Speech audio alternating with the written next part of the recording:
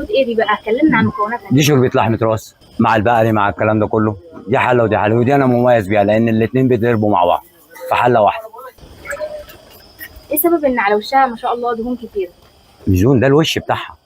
الوش بتاع ده كله زائد الخلطه اللي بتتحط عليها. ايه الخلطه دي بقى؟ واقلب كده ملح جوز الطيب بهارات فلفل اسمر. الناس بقى بتقول لك ايه على الشوربه بتاعتك؟ لا جميله بقى. حطيتها هنا في البتاع ده؟ هي بتنزل اهي سواء كيس وسخنه بقى على طول؟ سخنه، ولا حد بيعبي او الكلام ده. ده كيس ببلاش الشوربه تقدمها مع الاكل؟ ببلاش. امسك دي كده سواء في طبق. عامل الشوربه من غير ملح ولا عايز يحط براحته؟ اللي عايز يحط، عايز يزود، حتى في ملاحات على الترابيزات.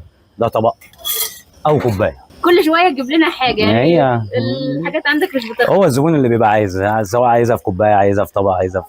وكله ببلاش. كله فوق الطلب، ما فيهاش كلام. اسالي اي زبون كمان في اي وقت، تعالي في اي وقت هتلاقي نفس الكلام.